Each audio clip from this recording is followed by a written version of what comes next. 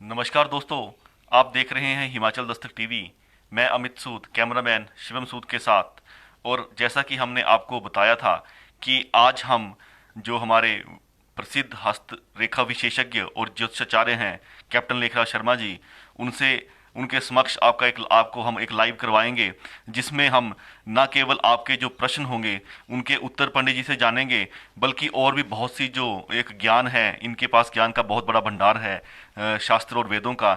उसमें उसके भी हम बहुत सी जो बातें हैं इनसे सुनेंगे और जानेंगे।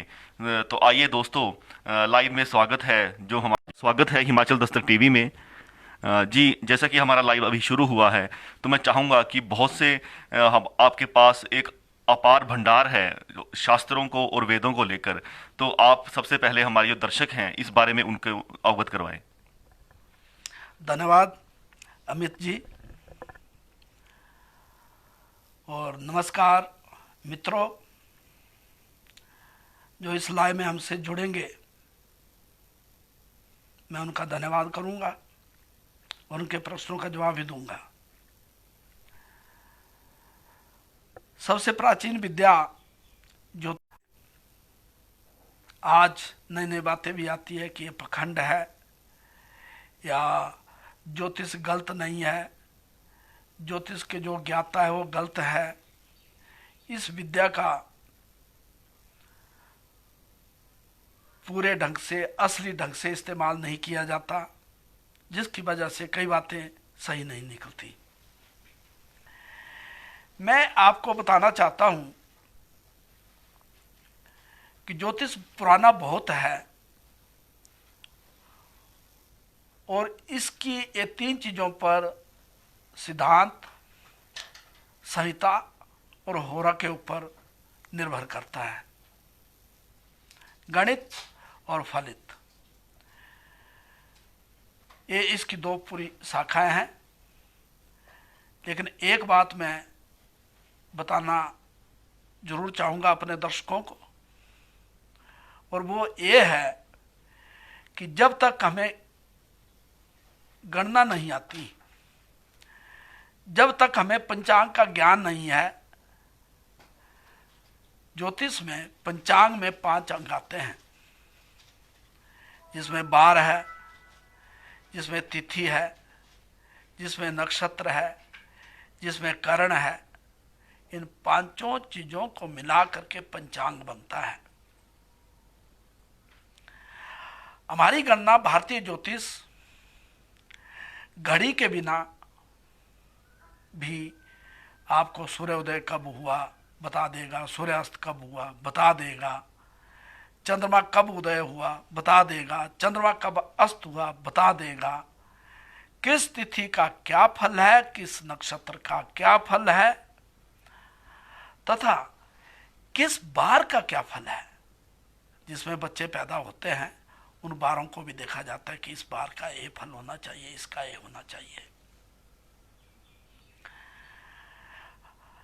हम विचार ये भी करते हैं कि जो कुंडली होती है, जन्म कुंडली, जन्म कुंडली को हम जन्मपत्री भी कहेंगे, अंग्रेजी में इसको हॉरोस्कोप भी कहेंगे, इसको टेबा भी कहेंगे और इसको टिपड़ा भी कहेंगे। जब बच्चा पैदा होता है तो पंचांग के अनुसार जब बच्चा पैदा होता है उस समय को नोट किया जाता है, उस तिथि को नोट किया जाता है और उसके बाद गणित के अनुसार उसकी एक जन्मपत्री बनती है। जन्मपत्री क्या है? जन्मपत्री एक प्रकार का एक्सरे है और एक्सरे में हर चीज साफ दिखाई देती है। तो अगर जन्म कुंडली बन जाती है तो उसमें हर चीज साफ दिखाई देगी। जन्म कुंडली हम दूसरी भाषा में कह सकते हैं, कुंडली में 12 भाव भारतीय ज्योतिष के अनुसार, वैदिक ज्योतिष के अनुसार पाए जाते हैं। 12 स्थान, उन 12 स्थानों से ही विशेष या जातक विशेष का फल फलित के द्वारा बताया जाता है। हमारे ऋषियों ने, हमारे मुनियों ने, महर्षि पराशर ने, ब्राह्मण ने, गणित में आर्यभट्ट ने ये सारी बातों की गणना की है और उसके अनुसार ये बातें आती हैं। आज हम ग्रहण की बात करेंगे, आज तिथि की बात करेंगे, आप भद्रा की बात करेंगे, पंजक की बात करेंगे। आज से कई साल पहले यही गणित जो प्रश्न के मुताबिक होता था या बच्चा जब पैदा होता था उसके ग्रहों को ज्योतिषी लोग, विद्वान लोग नोट कर लेते थे कि इस समय पर अमुक स्थान पर ये बच्चा पैदा हुआ है और उसकी प्लेनेटरी पोजीशन देख करके एक कुंडली बना दी जाती थी। हमारे विद्वानों ने उन कुंडलियों को बनाने के लिए भी कुछ नियम रखे हुए थे,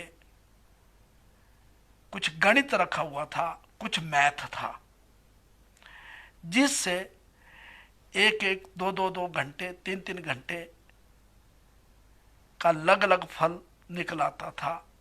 तो ये आज मैं आपको बताऊं कि ज्योतिष के 5 अंगों से पंचांग बनता है और जिस ज्योतिषी को पंचांग का ज्ञान नहीं है वो अधूरा है। आज कंप्यूटर में ज्योतिष आ गया है,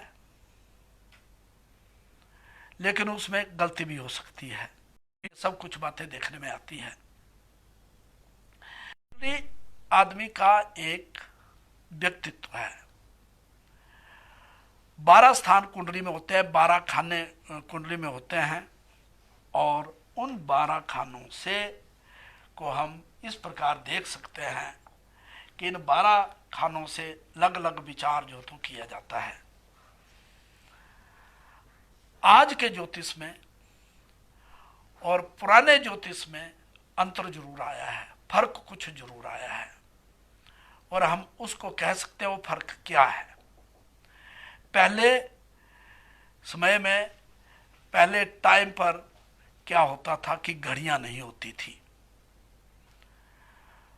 तो उसमें प्रसूता गृह से हम लोग कुछ मिट्टी उठाते थे और मिट्टी उठा करके ज्योतिषी लोग उसको एक जगह पर स्थापित कर देते थे और उसके बाद उस मिट्टी में किस प्रकार का क्या आ रहा है, क्या असर आ रहा है, उसके अनुसार बता देते थे कि इसका लगन इसमें हुआ है।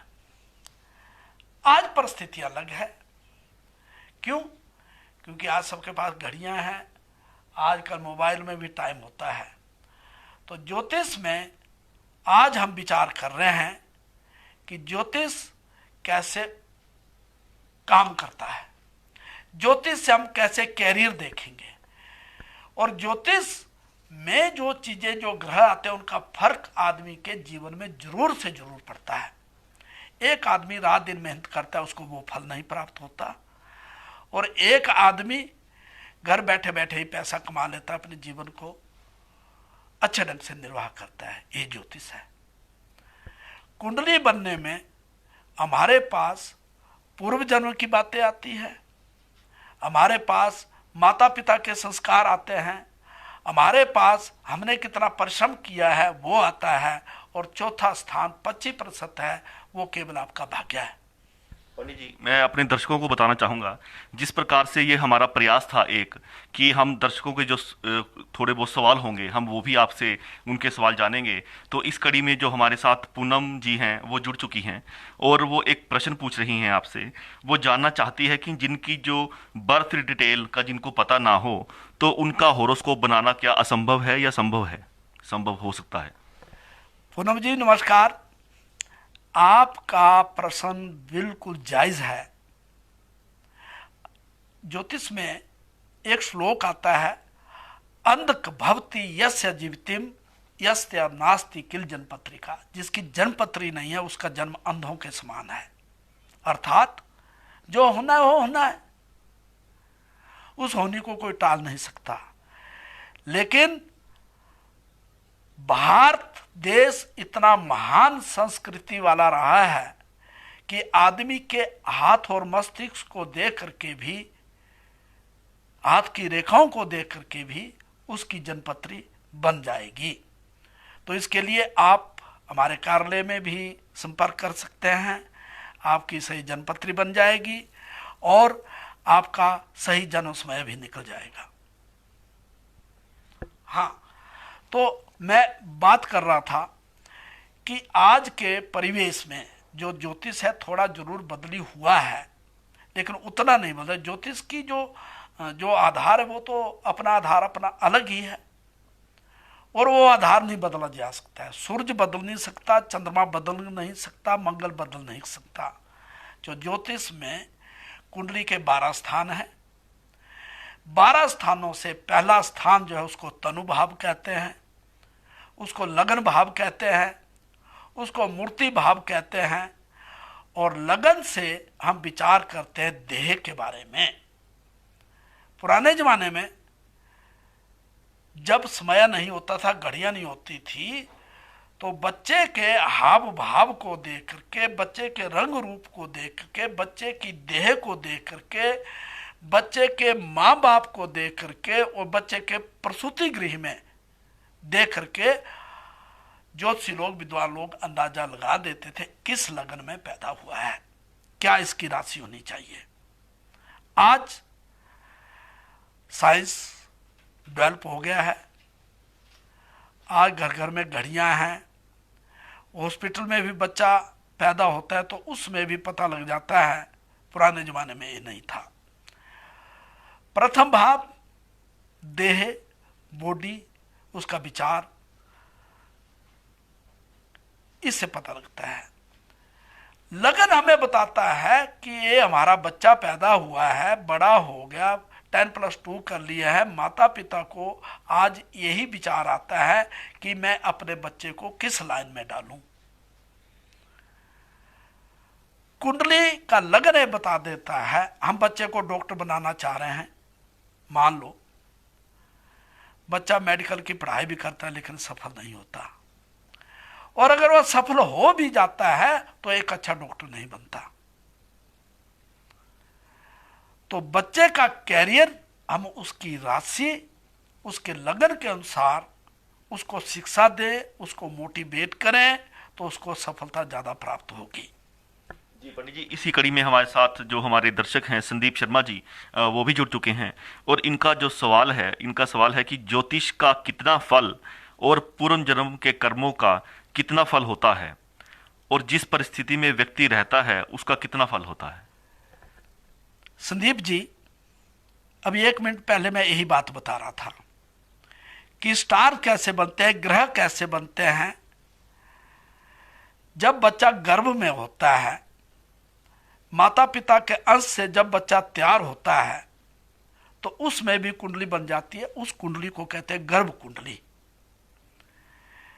मैंने अभी, शायद आप देरी से जुड़े होंगे, कुंडली को बनाने के लिए विधाता ने 4 चीजें ली हैं, मैंने अभी आपको बताया। और पहला बताया कि 25% फल कुंडली में या आदमी के कैरियर को बनाने के लिए 25% जो है तो पूर्व जन्म के संस्कार हैं, जो सभी धर्मों में आते हैं सिवाय एक धर्म के, इस्लाम में इसका वर्णन नहीं है। 25% आपको पूर्व जन्म के संस्कारों से, पूर्व जन्म में आपने क्या किया है, उस पूर्व जन्म के अनुसार आप उसी समय में जन्म लेते हैं। दूसरा है, आप पैदा हो गए, आप सोच समझ में आ गए, तो आपके माता पिता ने आपका पालन पोषण कैसे किया, और पालन पोषण के बाद आपके माता पिता ने आपको क्या संस्कार दिए, कैसी शिक्षा दी, कैसी विद्या दी है, 25% उसका आपको मिलेगा। 25% आपको मिलेगा जिसको कोई तोड़ नहीं सकता, और वो है आपका भाग्य। 25%। तो 25% जो पूर्व जन्म में आपने अच्छे कर्म किए हैं, कुछ किया, उसका भाग्य के द्वारा आपकी कुंडली बनती है। 75% हो गया। तो संदीप जी 25% जो रह गया है वो आपका कर्म है, वो आपकी मेहनत है, वो आपकी साधना है, वो आपकी ऑनेस्टी है, और आप किस प्रकार अपने जीवन को ढालने के लिए मेहनत करते हैं उसका असर उसमें होगा। जी, इसके ये जो इनका प्रश्न था उसके साथ ही इन्होंने एक और जो प्रश्न है उसको इन्होंने जोड़ा है, जिसमें ये पूछ रहे हैं कि फलित जो ज्योतिष ज्योतिष है, इसमें इतना अलग अलग अलग अंतर क्यों है? जैसे अलग अलग ऋषियों ने अलग अलग क्यों कहा है? देखिए, फलित में अलग अलग ऋषियों ने कुछ नहीं कहा है। फलित के कुछ नियम हैं जो अटल है और पक्के हैं। फलित कहने में ऋषियों की गलती नहीं हुई है। फलित में हम ज्योतिषी लोग जितना हमारा तजर्बा है उसके अनुसार बोलते हैं, इसलिए जितना हमारे पास ज्ञान है उसको बताते हैं, जो हमारी साधना है उसके अनुसार बताते हैं, जो हमारी मेहनत है उसके अनुसार बनाते हैं। तो जिस प्रकार मैं आप टेलीविज़न के 10 चैनल देखें जिसमें राशिफल या ज्योतिषियों की बातें, उसमें भिन्न भिन्न अंतर आ जाता है। ज्योतिषी किस प्रकार किस चीज़ को पेश करता है, क्या उसका प्रेजेंटेशन है, वो भी सामने आता है। तो इसमें मैं ये अब बात आपको बताता हूँ, ऋषियों मुनियों के जो भी ग्रंथ हैं उनमें अलग अलग विचार नहीं है, लेकिन उनकी अपनी अपना मेहनत है, परिश्रम किया है। उन्होंने कई कुंडलियों में देखा कि राहु 11वें स्थान में अच्छा फल देता है। कई लोग वो देख रहे हैं, कईयों ने कुंडलियों में शोध किया कि 11वें स्थान में राहु अच्छा फल नहीं देता, तो उन्हें अपने विचार दे दिए हैं। जिस प्रकार मेडिकल साइंस में हम लें तो सबके विचार इकट्ठा नहीं मिलेंगे। अगर हम लॉ में ले लो, सब के लॉ के विचार अलग नहीं मिलेंगे। अगर हम साइंटिस्ट में लेंगे तो सबके विचार आपस में नहीं मिलेंगे। तो ज्योतिष भी वो विद्या है, अगर हम कहें कि मेडिकल साइंस अपने में पूर्ण है, नहीं है। अगर ऐसी बात है तो सर्जन जो हैं ऑपरेशन करने से पहले साइन क्यों लेता है? ज्योतिषी नहीं लेता साइन। तो इसलिए अलग अलग विचार, अपने अपने अलग अलग सोच और अपने अपने मेहनत के अनुसार होते हैं। पंडित जी, इन्होंने एक और जो प्रश्न है, बहुत रोचक प्रश्न उन्होंने पूछा है, कि यदि कोई बालक जिसका जन्म हवाई जहाज में होता है तो उसका जो जन्म स्थान है वो कैसे निर्धारित करेंगे, कैसे होगा? देखिए, ब्रह्मांड तो एक ही है। पहली चीज होता है, बच्चा हॉस्पिटल में पैदा होता है या बच्चा एम्बुलेंस में पैदा होता है या बच्चा ट्रेन में पैदा हो जाता है या यात्रा में हो जाता है। हवाई जहाज अगर उड़ रहा है, वो किस देश के नज़दीक है या किस शहर के नज़दीक है, वहीं का लैटीट्यूड लॉन्गिट्यूड लेकर के उसकी कुंडली बनेगी। जी पंडित जी, इस कड़ी में हमारे साथ बहुत से हमारे जो दर्शक हैं वो बहुत जुड़ चुके हैं, जिसमें जो हमारे अतुल गोस्वामी जी हैं, ये पूछ रहे हैं कि अगर कुंडली में जॉब सरकारी है, तो क्या जो वो व्यक्ति है वो सरकारी जॉब के लिए परफेक्ट है? अतुल जी, मैं आपका प्रश्न इतना समझा नहीं कि देखिए, यदि कुंडली में सरकारी जॉब है, मैं 3 बातें आपको बताता हूँ। भारतीय वांग्मय में जो जितने ज्योतिष के शास्त्र हैं, ग्रंथ हैं, उनमें ये शब्द नहीं आता कि गवर्नमेंट की जॉब है या नहीं है। उसमें बात आती है राज्य सर्विस या राज्य जॉब या राज्य का काम। जब ज्योतिष की उत्पत्ति हुई है उसमें सरकार नहीं हुआ करती थी, राज्य महाराजे होते थे, उसको राजयोग कहते हैं। राजयोग के लिए गोस्वामी जी ज्योतिष कुंडली का 10वां स्थान देखा जाता है। 10वां स्थान में अगर ग्रहों की स्थिति ठीक है, बृहस्पति है, बाकी ग्रह अच्छी स्थिति में है, तो हम बोलते थे राज्य कोष से या गवर्नमेंट से या राजा से धन की प्राप्ति करता है, वो योग जरूर फलित होता है। जी पंडित जी, हमारे साथ बहुत जो हमारे दर्शक हैं वो एक ही सवाल जानना चाहते हैं, जिसमें अनिल महाजन जी हैं, अनिल ठाकुर जी हैं और किरण सिंह सैनी जी हैं। इन सभी का यही प्रश्न है कि जो कोरोना की महामारी, वैश्विक महामारी है, वो कब तक जो है समाप्त होगी? हाँ, आपने जो प्रश्न किया, आजकल हर ज्योतिषी के पास यही प्रश्न आता है और उसका वो उत्तर भी देते हैं। चंद दिन पहले हिमाचल दस्तक टीवी के माध्यम से एक लाइव हमने दिया था और व्यूज रखे थे कि पुरानी पुस्तकों में, पुराने ग्रंथों में, भविष्य भास्कर में एक वर्णन आता है कि जब जिस संवत में बच्चा पैदा होता है उसका फल बच्चे के ऊपर भी होता है, लेकिन साथ में नेचर, वातावरण, कृषि, मौसम सब पर पड़ता है। इस महामारी की उत्पत्ति जो हुई है नवंबर और दिसंबर में हुई है। कई बोले जीवस्य जीवम प्रयोजनम, कोई बोलते एक जीव का दूसरे के साथ प्रयोजन रहता है, मेल मिलाप रहता है, एक दूसरे के काम में जीव आते हैं। जीवस्य, जीव ही जीव का भोजन है। जीवस्य जीवम भोजनम, एक जीव को दूसरा जीव खाता है। मनुष्य आज मांसाहारी हुआ है, कई जीवों को खा जाता है। पिंड में कुछ बीमारियां पिंड से पैदा होती है, कुछ श्वास से पैदा होती है, कुछ वातावरण से पैदा होती है, कुछ संगत से पैदा होती है। स्वेदज, स्वेदे जो गए पसीने से बीमारियां हो जाएंगी, जुएं पैदा हो जाएंगी, कीड़े मकोड़े पैदा हो जाएंगे। पिंडज, अपने शरीर में ही कोई चीज पैदा हो जाएगी। और ये जो संपर्क से जो मैं बात की है, ये बीमारियां पैदा हो जाएगी। तो नवंबर में, दिसंबर में ये शुरू हुई है। और कुछ लोग कहते हैं कि बृहस्पति जो है जब मकर राशि में नीच में आया तो उसका नीच भंग हो रहा है, लेकिन बृहस्पति का मकर राशि में आना उससे बीमारी और ज्यादा फैल गई।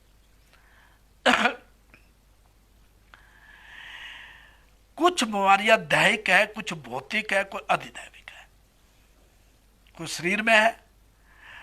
कुछ बीमारियां संसार में महामारी फैलती है वातावरण के अनुसार। हम अपने धर्म के प्रति, अपने क्रियाकलापों के प्रति, हम मानवता की सेवा के प्रति, हम जीवों के प्रति कितने कृतज्ञ हैं।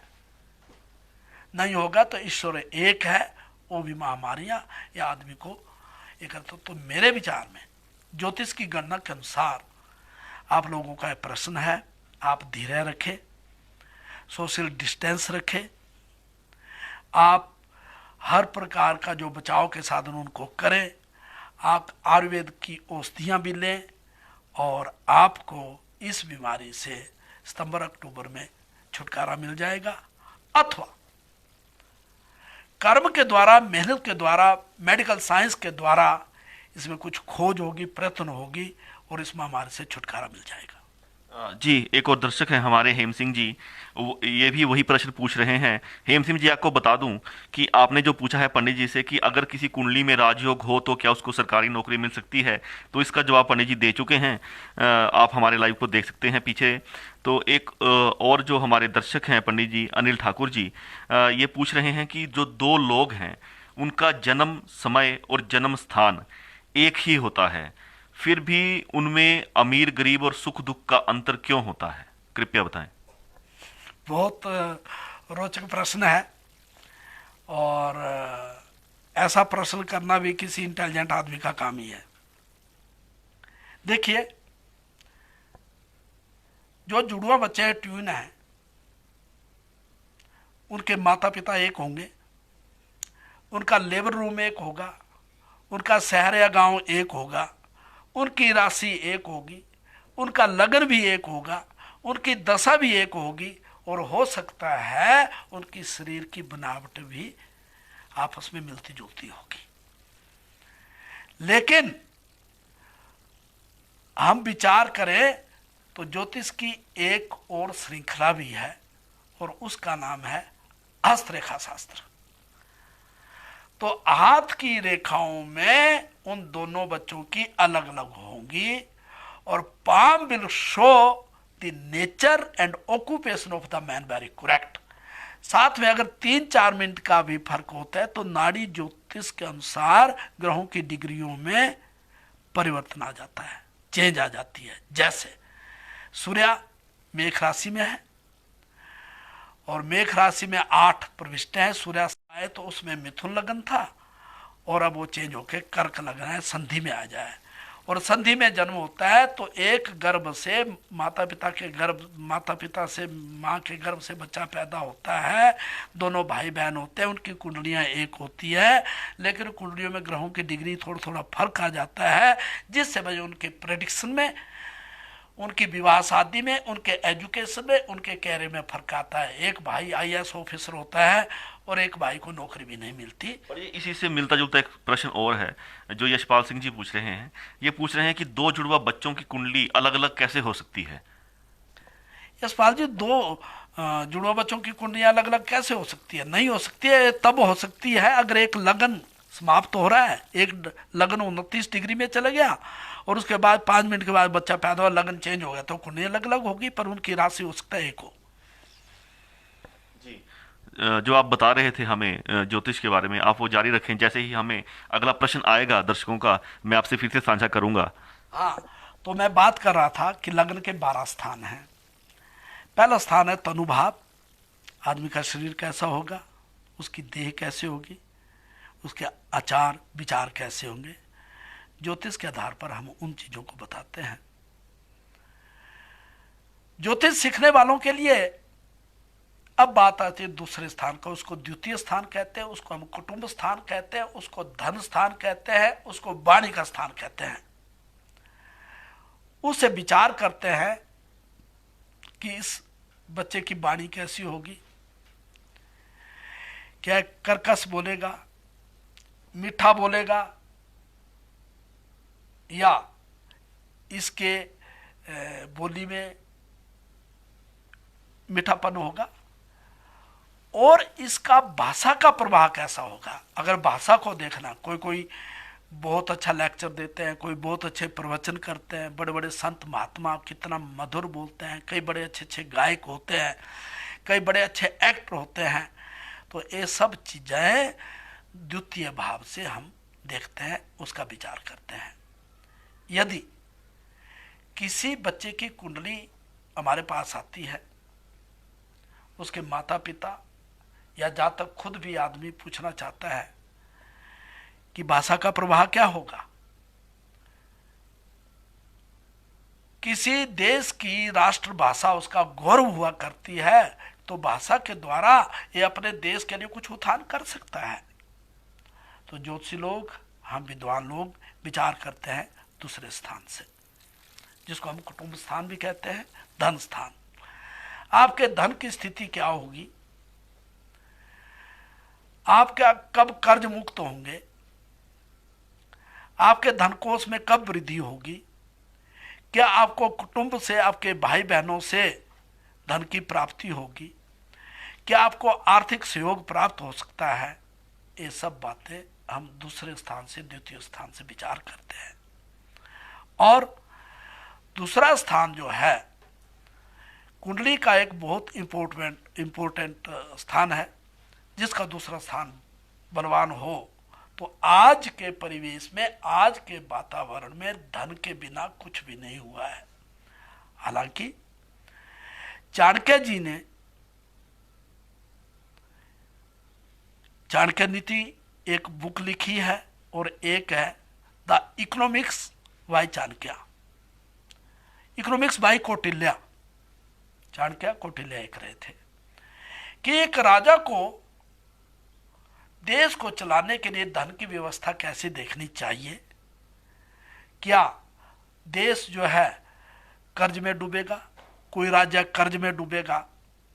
ये बातें राजे महाराजे अपने दरबार में ज्योतिषियों को, कवियों को, बड़े बड़े विद्वानों को रखते थे, और हर राज्य का अपना एक ज्योतिषी होता था, जिसको राज ज्योतिषी कहते थे। और महामारी या राज्य में कोई बीमारी पड़ जाती थी तो उसके लिए एक राज वैद्य भी रखा जाता था। पंडित जी, एक दर्शक हैं हमारे, गौरव सुरच्चा जी, ये आपसे पूछ रहे हैं कि पंडित जी, आपके जो उपाय हैं उनसे ग्रहों का कितना प्रभाव जो है वो चेंज किया जा सकता है। देखिए, शास्त्रों में, वेदों में एक श्लोक आता है, और उसको हम भारतवर्ष का जो निशान है, चिन्ह है, प्रतीक चिन्ह है भारतवर्ष का, उसमें लिखा है सत्यमेव जयते। धर्मो रक्षति रक्षता धर्मो हनन्ति हता। धर्म की जो रक्षा करता है, धर्म भी उसकी रक्षा करता है। धर्म की जो हत्या करता है तो धर्म भी उसकी हत्या कर जाता है। हम बोलते हैं ग्रह प्रछन्ति राजा ग्रह हरन्ति राजा, लेकिन धर्मेण निहन्ति व्याधय धर्मेण निहन्ति ग्रहा धर्मेण निहन्ति शत्रु ये तो धर्मोस्तो जय। जहां पर धर्म है वहां पर जगत होती है। अगर बुरे ग्रह है, बुरी दशा है, तो धर्म के काम के द्वारा ही उनको शांत किया जाता है। फल तो दशा का होगा, लेकिन वो उतना नहीं होगा। उपाय करने से आदमी को 50% जो है वहां से साथ मिलेगा। 50% बुरे ग्रह जो तो खत्म हो जाएंगे। इनका एक और प्रश्न है पंडित जी, ये पूछ रहे हैं कि जो स्टोन्स हैं उनका कितना प्रभाव जो है वो ग्रहों पे पड़ता है। देखिए, पहले मेरा अभी पहला प्रश्न पूरा नहीं हुआ। आपने पूछा कि ग्रहों का उपाय करने से। आज बड़े बड़े मठ हैं, बड़े बड़े मंदिर हैं, बड़े बड़े दानी हैं जो लंगर देते हैं, कथा का आयोजन करते हैं, धर्म के काम करते हैं, पेड़ पौधे लगाते हैं, वातावरण को शुद्ध करते हैं। हमारे भारतीय ज्योतिष में तो रास्ता बनाना, जीव जंतुओं को अनाज और अन्न देना, गाय की सेवा करना, असहाय को धन देना, दुखी गरीब कोढ़ी कलंकियों की सेवा करना, ये तो धर्म के काम में आता है। जो व्यक्ति इन कामों को करता है उसके ग्रह बुरे ग्रह टल जाते हैं। माता पिता की जो सेवा करते हैं उनके बुरे ग्रह टल जाते हैं। तो आपने प्रश्न किया अगला, स्टोन्स का जो है, जो स्टोन्स हैं उनका कितना प्रभाव। स्टोन जो सबसे बड़ी कीमती चीज होती है भारत में, उसको क्या कहा जाता है? रत्न। भारत देश का सबसे बड़ा गौरव जो है वो भारत रत्न है। एक अच्छा कवि होता है, उसको हम कवि रत्न कहते हैं। अगर 8-9 रत्न हर दरबार में हुआ करते हैं राजे महाराजाओं के, तो रत्न का नाम है बहुमूल्य वस्तु को हम रत्न कहते हैं।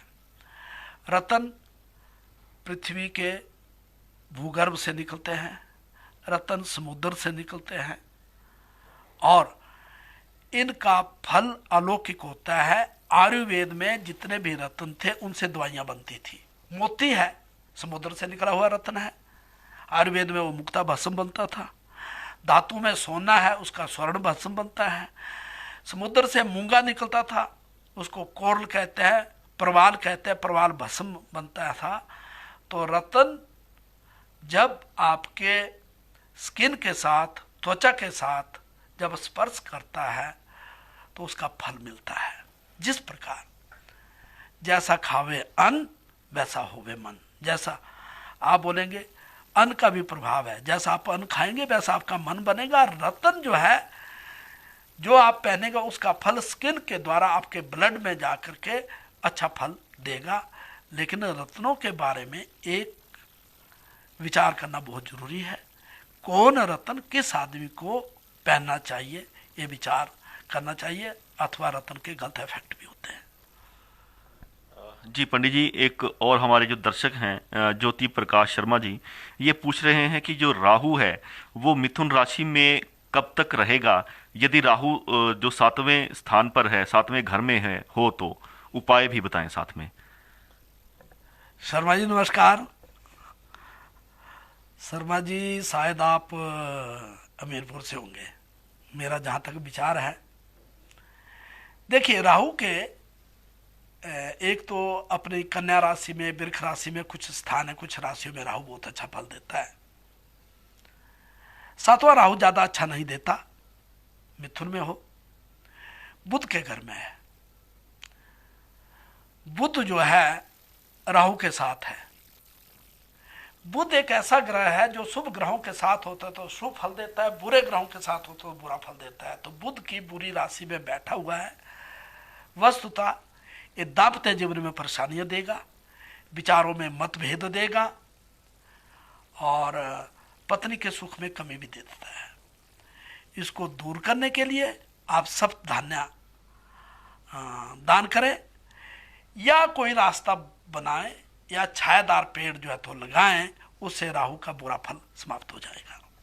जी, राजेश ठाकुर जी हैं यहाँ पर। सर, पंडित जी वो पूछ रहे हैं कि क्या व्रत करने से जो बीमारी है कोरोना की, उससे बच सकते हैं? ठाकुर जी, व्रत में तो बड़ा तप होता है, बल होता है। व्रत का मतलब आप उपवास ना लगा करके अपने शरीर को ठीक रख सकते हैं, लेकिन व्रत रखने से आप व्रत रखो सत्यनारायण का पूरे देश के लिए, पूरे विश्व के लिए, कि जय हे भगवान सत्यनारायण भगवान, जब ये बीमारी दूर हो जाएगी तो मैं इसके लिए के यज्ञ करूँगा और लोगों को नारायण, भगवान नारायण के निमित्त जो है लोगों को खाना भी खिलाऊंगा। व्रत से भी बहुत बहुत अच्छे फल प्राप्त होते हैं। जी, पूनम जी भी हमारे साथ जुड़ी हुई हैं। ये पूछ रही हैं कि कुंडली में जो भी अच्छा बुरा किसी भी प्रकार का जो लिखा होता है, क्या उसे कर्म द्वारा बदला जा सकता है या वो सब अटल होता है? देखिए, इसी कड़ी में ये बात मैंने पहले बोल दिया था कि आदमी का भाग्य कर्म से बनता है, कर्म से उसको बदली किया जा सकता है। जो अटल है, कोई चीज लिखी हुई है, उसको बदला जा सकता है आपके मनोबल से, आपके कर्म से। जी, पंडित जी हेम सिंह जी हैं यहाँ पर। ये पूछ रहे हैं कि पंडित जी, अगर हाथ की हथेली की भाग्य रेखा बिल्कुल सीधी हो और सीधे त्रिजनी अंगुली से जाकर मिलती हो तो उसका क्या मतलब होता है? भाग्य रेखा बिल्कुल सीधी है और तर्जनी के अगर वो बीच में मिले तो बहुत बेहतर है, लेकिन तर्जनी के बगल में जो पोर होते हैं उनमें ये चला जाए भाग्य रेखा, भाग्य रेखा यहाँ से सीधी जाए, वो आदमी भाग्यशाली होगा। या एक छोटे से परिवार में भी जन्म लेगा तो धीरे धीरे तरक्की कर तो अच्छी पद प्रतिष्ठा प्राप्त कर जाएगा। लेकिन देयर प्रेजेंट सम लिमिटेशन, इसके कुछ अपवाद है कि ये रेखा इस पोर में या इस पोर में ना चला जाए या बीच में कट ना जाए तो भाग्य उतना साथ नहीं देता, परिश्रम के बावजूद लाभ की प्राप्ति नहीं होती। जी, हितेश कुमार जी हैं पंडित जी। वो पूछ रहे हैं कि जो अष्टकूट मिलान में नाड़ी दोष सिर्फ ब्राह्मणों के लिए दोष माना गया है या सभी वर्णों के लिए माना जाता है? विप्रा नाम नाड़ी दोष, विप्रों के लिए नाड़ी दोष माना गया है। इसका एक वैज्ञानिक कारण भी है, पर वो लंबा है कि विप्रों के लिए क्यों माना गया है, बाकियों के लिए न।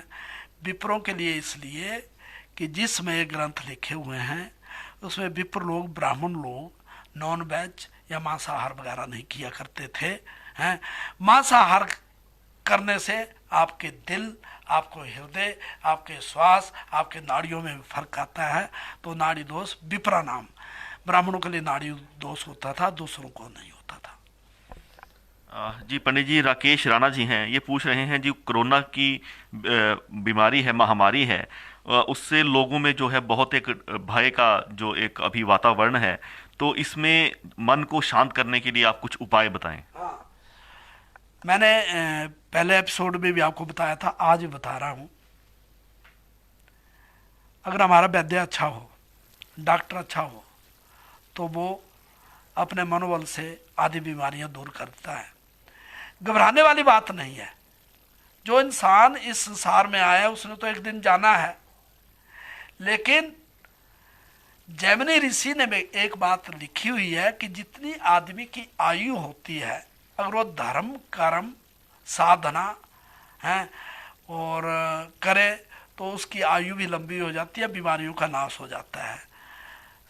सती सावित्री को देखो, अपने पति को बाप से बुला लिया, महामृत्युंजय की ताकत देखो, प्राण जाने के बाद भी आदमी ठीक हो जाता है। तो इस बीमारी को दूर करने के लिए आप महामृत्युंजय मंत्र का जाप तथा गायत्री का महामंत्र ये रोज एक एक माला करें तो आपके लिए भी और देश के लिए फायदा होगा। जी, पंडित जी हेम सिंह जी हैं। वो पूछ रहे हैं कि जिसकी कुंडली में मंगल की दशा हो उसको क्या उपाय करना चाहिए? हाँ, मंगल यदि नीच ना हो तो मंगल को आप हनुमान चालीसा का पाठ कर सकते हैं, घर में सुंदरकांड का पाठ कर सकते हैं। आप लाल रंग का मूंगा परवाल, रेड कोर्न जो है राइट हैंड की अनामिका में मंगलवार को पहने, अच्छा फल मिलेगा।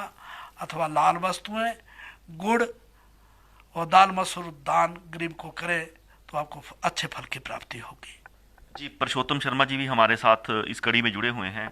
ये पूछ रहे हैं कि महामारी कब और कितने सालों बाद आती है, इसका प्रभाव कितने समय तक रहता है, और कोरोना जैसे जो लक्षण वाली बीमारी है इसको क्या बोलते थे पूर्व में पहले। देखिए, हम बात करते हैं 1902 की, 1918 की, 1905 की, 2014 की, 2015 की, 2002 की। इन बीमारियों को हम जब भी बोलते तो महामारी की ही संज्ञा देते थे। आज भी महामारी कहते हैं, उसमें भी महामारी कि एक आदमी से कई लोग मर जाते हैं, वो महामारी थी, ऐसी बीमारी। तो 100 साल के बाद एक परिवर्तन आता है, समर्थ परिवर्तन, उसमें भी कुछ परेशानियां आती है और कुछ वातावरण के अनुसार भी आ जाती है।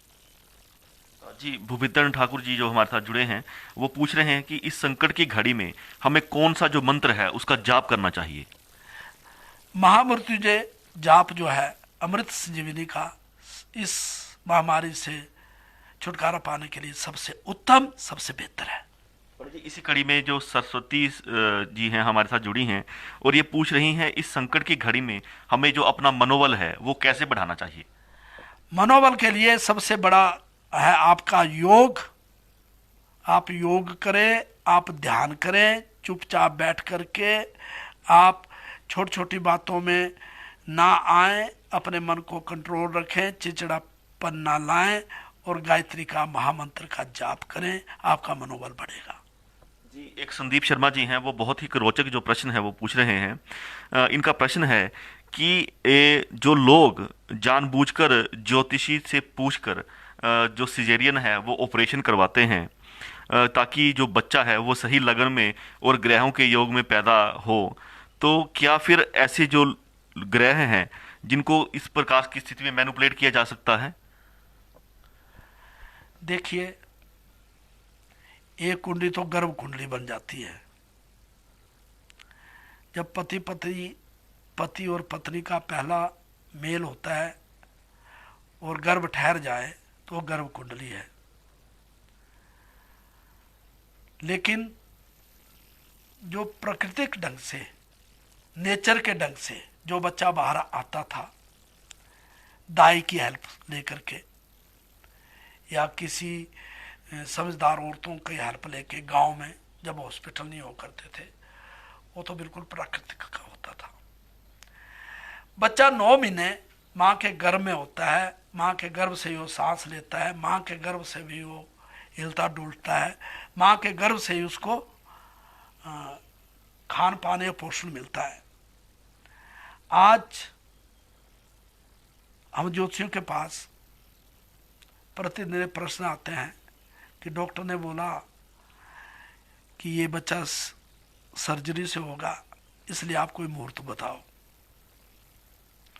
मुहूर्त बता करके हम लोग देखते हैं कि कौन ग्रह कब कैसे है, कैसा है, अच्छा है, और उसमें उसको टाइम दे देते हैं। जब बच्चा योनि से बाहर आता था और पहला सांस लेता था, वही उसके ग्रह माने जाते थे। तो अगर सर्जरी के बाद भी बच्चा बाहर आता है, उसमें क्या वातावरण है, क्या बार है, क्या नक्षत्र, उसका फल तो प्राप्त होगा ही। लेकिन 10% ज्योतिष के ग्रंथ कहते हैं 10% उसका लाभ नहीं, जो कि बच्चा अपने आप बाहर आता है, उसका फल मिलेगा। तो इसमें 10% प्रेडिक्शन में गलती आ जाती है।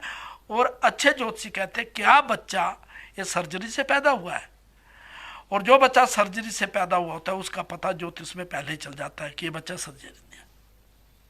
जी, कंचन सूद जी भी हमारे साथ जुड़ी हुई हैं और इनका प्रश्न है कि चंद्र राहु योग में क्या कष्ट होता है। चंद्रमा के साथ राहु बैठे तो उसको कहते हैं ग्रहण योग। ग्रहण योग चलते चलते काम में ग्रहण लग जाना, अच्छे जीवन में ग्रहण लग जाना और परिश्रम के बावजूद लाभ नहीं मिलना, झूठा कलंक लग जाना, यह ग्रहण योग। पंडित जी, अनिल अवस्थी जी हैं। ये वही प्रश्न पूछ रहे हैं जो हमने पहले लाइव में भी किया था, और मैं इस प्रश्न को इसलिए ले रहा हूं क्योंकि मुझे लग रहा है कि ये बात जो है वो लोगों तक जानी चाहिए, दर्शकों तक जानी चाहिए। तो ये पूछ रहे हैं कि पंडित जी, आजकल तो टीवी या न्यूज़पेपर में राशिफल बता रहे हैं, उसमें मैक्सिमम को बता रहे हैं समय अच्छा है, बाहर जाने के योग हैं, घूमने जा सकते हैं। How it is possible in this crucial time? देखिए अवस्थी जी, शायद आपने कल का मेरा ये सुना नहीं होगा। मैंने सबसे पहले कह दिया था कि जो टीवी में राशिफल आ रहे हैं या अखबारों में राशिफल आ रहे हैं, ये वातावरण के अनुसार, ग्रहों के अनुसार बिल्कुल सटीक फल नहीं देंगे हैं, क्योंकि समय की पाबंदी है, लॉकडाउन है। कोई बोले दक्षिण स्थान में यात्रा करो, उसका कोई फल नहीं मिलेगा। ये मैंने बात कल ही बता दी थी कि जब तक विश्व में हालात अच्छे नहीं होते तब तक कारोबार, राशिफल, यात्रा, इवन विवाह शादी में बाधाएं, मुहूर्त रखे हुए टल गए। ये मैंने पहले ही बता दिया था आपको। जी, आकाश शर्मा जी भी हमारे साथ इस कड़ी में जुड़े हुए हैं, और ये पूछ रहे हैं कि पंडित जी, यह जो देवी देवताओं के कपाट बंद कर दिए गए हैं, मंदिरों की ये बात कर रहे हैं, और कई जगह तो हवन और यज्ञ भी बंद हो गए हैं, पूजा पाठ भी नहीं हो रहा है, तो क्या इसका जो एक विपरीत असर है वो इस परिस्थिति में आगे देखने को मिलेगा? देखिए, सबसे पहली बात है, मैंने धर्म की बात कही। धर्म एक ऐसा शब्द है जिसमें राजनीति और दूसरी चीजें, अर्थशास्त्र, ये सब बातें आती हैं। लेकिन जिस देश की, जिस राष्ट्र की अपनी आज़ादी ना हो, वो क्या धर्म कर सकता है? वो कुछ धर्म नहीं कर सकता।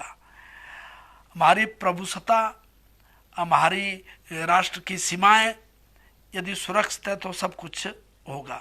अगर हमारा देश सुरक्षित है तो सब कुछ होगा। भगवान भी जानते हैं, रामचंद्र जी कितने दिन जो है तो टेंटों में रहे। क्या भगवान रामचंद्र जी नहीं जानते? जानते हैं। भगवान रामचंद्र जी को पता नहीं था कि ऐसा ऐसा होना। आजकल रामायण सीरियल आप देख रहे हैं, सब पता है, लेकिन संसार को चलाने के लिए सब कुछ करना पड़ता है। ये प्रकृति है, प्रकृति में कई बातें बढ़ रही है, ये कुदरत है, इसमें मौसम में परिवर्तन आ रहा है, तो जो भी संसार में है वो मरेगा भी, उसको भी कुदरत ही लाएगी। लेकिन देवी देवता जो है, उनके कपाट हम लोगों के लिए बंद किए गए। भगवान जो तो रात दिन रहता है, भगवान अपनी जगह पर है। भगवान तो एक एक शरीर में है, मनुष्य के एक एक अंग में वो रमाया हुआ है। तो आप हवन यज्ञ अपने घर में करें, देश के लिए करें, बहुत बेहतर रहेगा। जी, संदीप शर्मा जी का एक और प्रश्न है पंडित जी। ये पूछ रहे हैं कि बच्चों का जो जन्म है वो कब माना जाता है, बाहर आने पर या नाल विच्छेद करने पर? मैंने बात पहले बता दी, ये नाल छेद की बात कोई नहीं आती। जब बच्चा बाहर आता है, पहली सांस लेता है, वही उसके जन्म का सही समय होना चाहिए। जी, राजवत्स भी हमारे साथ जुड़े हैं, और ये पूछ रहे हैं, आपको नमस्कार किया है इन्होंने। ये पूछ रहे हैं, पंडित जी, राशिफल कौन सा देखना चाहिए, कुंडली वाला या नाम राशि वाला? बस जी, मैं पहले बोला, एक बात आपको बोलूं, यात्र दो ग्रह गोचरे सर्वमंगल मांगल्यम जन्म राशि प्रधानताम नाम राशि ना चिंतित। शास्त्र कहता है यात्रा, ग्रह गोचर, विवाह, शादी, गृह प्रवेश, ये जन्म राशि से देखा जाए, नाम राशि से नहीं देखा जाए। लेकिन युद्धे विवादे रण क्षेत्रे विद्या उपार्जने व्यवहार के च नाम राशि प्रधानतम जन्म राशि न चिंत। युद्ध है, विवाद है, मुकदमाबाजी है, शिक्षा है, परीक्षा है, रोजगार है, नौकरी है, पार्टनरशिप है, उसके लिए जो आपका प्रसिद्ध नाम है उससे देखा जाए। जी, संदीप शर्मा जी का एक और प्रश्न है। ये पूछ रहे हैं कि जो व्रत करना है वो किस प्रकार से है, इनकी खाना ही ना खाना ही व्रत है, क्योंकि बुरा देखना आंखों का व्रत है, बुरा सोचना मन का व्रत है, बुरा सूंघना नाक का व्रत है, तो फिर केवल खाना ना खाना ही क्यों बताया गया है? व्रत के बारे में पूछ रहे हैं। व्रत तो है कि आप मन से शुद्ध रहो, कर्म से शुद्ध रहो, वचनों से शुद्ध रहो, हैं, और भोजन से, भोजन के लालच में न रहो। जो मिला, हैं, फलाहार इत्यादि उसका से वही व्रत है।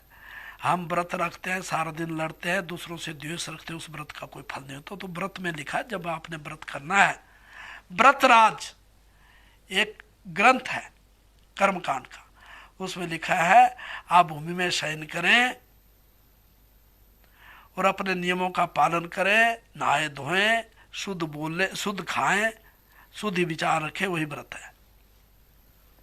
पंडित जी, इसमें हमारे दो तीन जो दर्शक हैं, उन्होंने अपने बच्चों की जो जन्म कुंडली है उसके जो डेट ऑफ बर्थ है और समय है, तो वो भेजा है। तो मैं इन दर्शकों को बताना चाहूँगा कि जो आपके प्रश्न हैं, इसमें हमारे साथ सिर्फ दो दर्शक हैं ऐसे जो ये बात पूछ रहे हैं। तो मैं इनको पहले ही बताना चाहूँगा कि जो आपके प्रश्न है उसका हम जो हमारा नेक्स्ट लाइव होगा, हम उसमें आपका जो ये जवाब है उसको ज़रूर देंगे। इस बारे में पंडित जी आप भी इन्हें कुछ बता दें। या तो आप अपने बच्चे का डेट ऑफ बर्थ, टाइम इत्यादि जो कुछ है वो इस नंबर पर सेंड कर दे, इसी नंबर से हम आपको उपाय दे देंगे। अन्यथा हम कोशिश करेंगे कि अगले महीने रविवार को हमारे पास पूरे पंचांग और दूसरा जन्म कुंडली बनाने के साधना आ जाएंगे, तो हम आपके प्रश्नों के जरूर जवाब देंगे। और प्रश्नों के जवाब भी हम ज़्यादा नहीं देंगे, एक आदमी के एक एक दो प्रश्न देंगे, जिनका ही जवाब देंगे। पंडित जी, ये एक बात पूछ रहे हैं, सूद एस जी हैं, ये पूछ रहे हैं कि ये नीच भंग राजयोग क्या होता है? सूजी, नीच भंग राजयोग होता है अगर कोई एक ग्रह नीच है किसी नंबर पर, किसी राशि पर, और उसी स्थान उस नीच ग्रह के साथ कोई उच्च ग्रह बैठ जाए, तो उसको नीच भंग विपरीत राजयोग बनते हैं। नौकर चाकर और नौकर चाकरों से युक्त होगा, धन वाला होगा, हैं, और किसी संस्थान का मुखिया होगा, वो नीच भंग राजयोग है। जी, अतुल गोस्वामी जी भी हैं, ये पूछ रहे हैं कि सर कुंडली में कोई और नाम है, प्रसिद्ध नाम कुछ और नाम है according to date of birth, और राशि है तो कौन सी राशि देखें? ये अभी अभी अभी आप लेट आए होंगे, अभी मैंने बता दिया, जो जन्म राशि है वही प्रधान होगी। विवाह, शादी, लगन, कुंडली मिलान करने के लिए वही होगी। नाम राशि आपके व्यवहार के लिए, विचार के लिए, आपके कारोबार के लिए होगी। मुकेश पाठक जी बहुत देर से प्रश्न पूछ रहे हैं। मुकेश जी, आपका प्रश्न है, मुझे मेहनत का पूरा फल नहीं मिलता है, इसके लिए क्या करना चाहिए? मुकेश जी, हो सकता है आपके कुंडली में पाप कर्तर योग हो, या ग्रहण योग हो सकता है, या गुरु चंडाल योग हो सकता है। अगर ऐसी बात हो तो आप दुर्गा सप्तशती का पाठ करें, दुर्गा कवच करें, इससे आपको अच्छे फल की प्राप्ति होगी। जी, इस कड़ी में पंडित जी अभी और भी बहुत से हमारे दर्शक हैं जो जुड़ रहे हैं, तो मैं आपको बताना चाहूँगा कि अभी इनके प्रश्न भी आ रहे हैं जिस प्रकार से ये चले हैं। तो मुकेश पाठक जी एक प्रश्न फिर से पूछ रहे हैं कि गजराज योग क्या होता है पंडित जी? पाठक जी, गजराज कोई भी योग नहीं है। गजराज हाथी का नाम है, गज केसरी योग है। यदि चंद्रमा से बृहस्पति केंद्र में हो तो उसको गज केसरी योग कहते हैं। गज केसरी योग एक राजयोग है। ऐसा आदमी हेड ऑफ द ऑर्गेनाइजेशन, किसी गांव का मुखिया होता है, किसी शहर का मुखिया होता है, कोई मंत्री होता है, कोई वजीर होता है। दोस्तों, आप बहुत से जो प्रश्न हैं आप देख रहे हैं किस प्रकार से जो पंडित जी हैं आपके जो लाइव प्रश्न हैं उनका जवाब बहुत ही बेहतरीन विस्तार तरीके से दे रहे हैं। मेरी आपसे अपील है कि अगर आपके और भी जो दोस्त हमें देख रहे हैं उनके इस प्रकार के कोई प्रश्न हैं तो वो पंडित जी से पूछ सकते हैं। हमने ये लाइव खास इसलिए रखा है ताकि जो आपके प्रश्न हैं वो आप जो हमारे प्रसिद्ध हस्तरेखा विशेषज्ञ और ज्योतिषाचार्य पंडित कैप्टन लेखा शर्मा जी हैं, आप उनके माध्यम से ये जान सकें। ये हमारा एक प्रयास है। इस प्रयास को लेकर हमारा ये पहला लाइव है। तो हम देख रहे हैं कि बहुत से जो हमारे मित्र हैं, उनके बहुत से जो प्रश्न हैं वो हमें मिल रहे हैं, और जहां तक संभव हो पा रहा है हम सभी मित्रों के प्रश्न लेने की कोशिश भी कर रहे हैं। तो इस संदर्भ में अगर आपका कोई और भी प्रश्न हो तो आप हमें जो जिस प्रकार से मैसेज अभी आ रहे हैं, आप हमें प्रश्न दे सकते हैं, और हम पंडित जी से उन प्रश्नों का जो उत्तर है वो आपको बताते रहेंगे। तो पंडित जी, इस कड़ी में हमारे साथ राधिका कौशल जी हैं, जो पूछ रही हैं कि सरकारी नौकरी के लिए क्या उपाय करने चाहिए।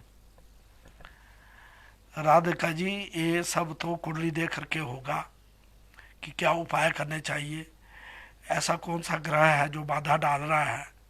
एक बार आपकी कुंडली देखेंगे, उससे बताएंगे। अभी समय हो गया है, बाकियों के प्रश्नों के उत्तर हम बाद में देंगे। अपने दर्शकों का मैं फिर एक बार पुनः धन्यवाद करता हूँ। समाप्त करने से पहले एक लास्ट क्वेश्चन है, मैं आपको बोलना चाहूँगा, आप उसका जवाब दे दें। योजना ठाकुर नेगी जी हैं, ये पूछ रही हैं कि मेरा बेटा बड़ा होते होते गुस्सैल हो रहा है, निवारण बताएं। अगर गुस्सा उसको हो रहा है तो या तो उसका सूर्य खराब है या उसका मंगल खराब है। सूर्य और मंगल को शांत करने के लिए इसको चांदी की अंगूठी में 4 से 6 रत्ती का सोमवार को मोती धारण कराएं। मोती ठंडा होगा तब इसको इसके विचार, इसकी नेचर शांत होगी। जी, मैं चाहूँगा कि लाइव ख़त्म करने से पहले जो एक संदेश है दर्शकों को, हमारे जो मित्र हमारे साथ जुड़े हुए हैं, आप उनको दें। आप सब सुखी रहें और देश की इस विकट परिस्थिति में अपने को संभालें, घर में रहें। अगर आपने बाहर जाना है, शरीर माध्यम खलु धर्मम साधनम, स्वस्थ शरीर ही सब धर्मों का साधन है। तो मंदिर भी बंद हो जाएंगे, गुरुद्वारे भी बंद हो जाएंगे। शरीर माध्यम खलु धर्मम साधनम, स्वस्थ शरीर सब धर्मों का साधन है। स्वस्थ शरीर होगा तभी राष्ट्र जो है वो तरक्की करेगा। आप मिलजुल करके रहें जरूर, लेकिन डिस्टेंस रखें। आप मास्क का प्रयोग भी करें। आप अपने वातावरण को बिल्कुल शांत रखें। जो होना है उसको संकल्प के साथ सहन करें और स्वयं भी संभलो और बाकी लोगों को भी साथ संभालो और अपने को ठीक ठाक रखें। सर्वे भवन्तु सुखिना, सर्वे सन्तु निरामया। के जमवाल रिंकू जी हैं, ये आपको लिख रहे हैं, sir you are the hero of Punjab regiment. तो दर्शकों, जिस प्रकार से आपने देखा, जाना और पंडित जी से सुना कि जो भी आपके प्रश्न थे उसका पंडित जी ने आपको बहुत ही विस्तार पूर्वक जो है एक जवाब दिया है, हल दिया है उसका। और हमें उम्मीद है कि जो हमारा ये लाइव था ये आपको पसंद आया होगा। दोस्तों, हमारा एक प्रयास है, आपके जो बहुत से प्रश्न हैं, हम दोस्तों के बहुत से प्रश्न हैं जिनको हम आप पंडित जी के माध्यम से जो जानकारी है, जो इनके पास एक अथाह ज्ञान है, ज्ञान का भंडार है शास्त्रों का, तो उसके माध्यम से हम आपके जो प्रश्न हैं उनका जो एक सवाल है वो पंडित जी के माध्यम से आपको इसी प्रकार से आगे भी दिखाते रहेंगे। और मैं आशा करता हूं कि जो जिस प्रकार से हमारे बहुत से मित्र हैं वो पंडित जी का कॉन्टैक्ट नंबर मांग रहे हैं, तो दोस्तों बताना चाहूँगा कि अभी लॉकडाउन लगा हुआ है। जो पंडित जी का ऑफिस है हम उसका कॉन्टैक्ट नंबर भी अपने इस जो हमारा आगे वाला लाइव आएगा उसमें शेयर करेंगे, ताकि जो बहुत से आपकी जो क्वेरीज हैं उनको आप पंडित जी के माध्यम से जान सकें। जिस प्रकार से बहुत से हमारे जो ऑनलाइन मित्र हैं वो देख रहे हैं, बहुत से वो भाग्य के बारे में जानना चाहते हैं, विस्तार से जानना चाहते हैं। तो दोस्तों, जो एक विस्तार से आप जानना चाहते हैं वो उसके लिए मैं पंडित जी का जो ऑफिस का नंबर है वो आपके साथ जरूर शेयर करूंगा। और मुझे उम्मीद है कि जो ये हमारा लाइव है आपको पसंद आया होगा। तो इसी कड़ी में दोस्तों, हम आपको जो अगला हमारा रविवार आएगा उसको ठीक 11 बजे आपको पंडित जी के समक्ष फिर से लेकर आएंगे। और जो जिस प्रकार से आपने आज प्रश्न पूछे हैं शास्त्रों से, जो हमारे वेद हैं उनके रिगार्डिंग, तो ज्योतिष के रिगार्डिंग, तो हम उन सभी प्रश्नों का एक बार पंडित जी से जो है वो उत्तर आपके समक्ष उनको लेकर जब आएंगे तो ये देंगे आपको। तो दोस्तों, तब तक आप जो हैं जुड़े रहें हिमाचल दस्तक टीवी के साथ और देखते रहें हमें। धन्यवाद।